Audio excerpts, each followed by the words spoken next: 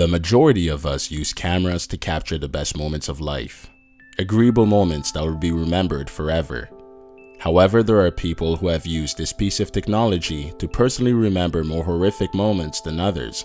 These people are now serving long sentences in which police link their crimes with chilling selfies as evidence. Number 5. George Thompson was a 19-year-old man who brutally murdered 14-year-old Jordan Watson. The victim and the aggressor lived in the same city, Carlisle, Cumbria. They appeared to be friends, when in reality, George was only using the 14-year-old Jordan to get closer to his 14-year-old girlfriend. See, George was overly obsessed with the 14-year-old girl and was extremely jealous to see her and Jordan together. His obsession pushed George in doing the unthinkable. His fantasies led him to believe that maybe he and she would be together if Jordan was eliminated, and he decided to do exactly that. He first organized a plan which included 2 of his other friends. He knew Jordan would be excited in hearing his new money-making scheme and knew he wouldn't refuse such offer of earning some money. So he called Jordan over to discuss what he had planned to do.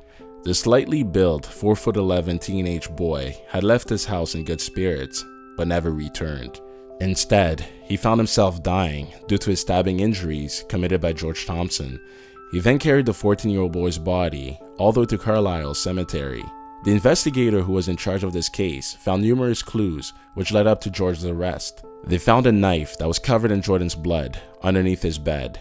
Upon digging even further, the investigator found this chilling picture, which was said to be taken moments before killing Jordan Watson. One of the boys that were involved with the murder was sentenced to a minimum of 14 years in prison, while the other is serving 10 years. And as for George, he's currently serving a life sentence. Number 4. Russell Williams, who was born in England in 1963, was amongst one of the most respected and highly decorated individuals in Canada. That was due to the fact that he dedicated his time in the Canadian Air Force. After dedicating close to 22 years in the Canadian Air Force, he was promoted to colonel by recommendation in 2009. He was described as an elite pilot of the military. He had flown Queen Elizabeth II, the Governor General of Canada, the Prime Minister of Canada, and other high-ranking government officials across Canada. As you can tell, he was a very trusted man, but that was until his darker side was revealed. Williams and his wife had moved to Orleans, which is a suburb of Ottawa, Canada. His wife lived in the home full-time, whereas he lived there part-time due to the constant travels that came with his job. In February of 2010, Ottawa police brought in Russell for questioning, where they questioned him for a period of 10 hours. That's when he confessed to numerous crimes, including murder, one where he hid the body of a female 13 minutes away from where he lived. Russell had pedophiliac tendencies. He committed a total of 82 break-ins, where he would steal underwear from girls and take pictures of himself wearing them. This is one of the many selfies he took before murdering his victim, 37-year-old Marie-France Comeau. She was a corporal who worked at the same base as Russell. On November 24, 2009, he broke into her house and hid in a basement waiting for her to fall asleep. Instead, she went looking for her cat that happened to be standing next to Russell in the basement. When she found him hiding there, he beat her with a flashlight and suffocated her. His second murder took place in January of 2010. Her name was Jessica Lloyd. She was 27 years old. Russell broke into her house, and as she was sleeping, Russell began to stroke her head. He then bound and raped her. He then proceeded by strangling her with a rope. After confessing to those crimes, he was found guilty in October of 2010 and is now serving 2 life terms in a maximum security prison in Quebec. Number 3. This man's name is Basid McLean. He is 23 years old, originally from the Bronx Borough in New York. And this is his mother, 45-year-old Tanya Bird. In 2013, the mother of 3 was murdered by her son, Basid. The reason why he had done it was because she had asked for him to stop selling marijuana and to grow up. Her statement appeared to be enough to trigger Basid. He began making Twitter and MySpace pages called Kill Tanya Bird. On those pages, he would provide tips on how to get away with murder. In early 2013, he decided to take away his mother's life. He killed her and decapitated her body. This is a picture of a man who is clearly mentally ill. He is holding his mother's decapitated head in one hand, all while holding a camera facing the mirror. With the help of another man, he put the rest of her dismembered body in a large black plastic bag and disposed of it in different areas of the city. It wasn't until a man who was walking his dog who smelled the rotten flesh. Police were alerted and Basid was arrested. His sentencing hasn't yet been publicly mentioned. However, let's hope he stays behind bars for life. Number 2. Two teenage girls who you wouldn't think would have the capacity to do such a thing did one of the most heinous crimes. The girls, who were aged 13 and 14 years old at the time, suffered from domestic abuse and would frequently watch as their father would beat their mother. The girls were taken away from their families and were placed under foster care.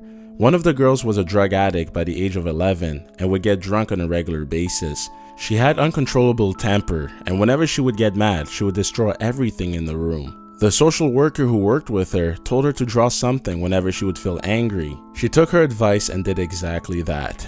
This happened to be a picture she drew after an uncontrollable night of anger.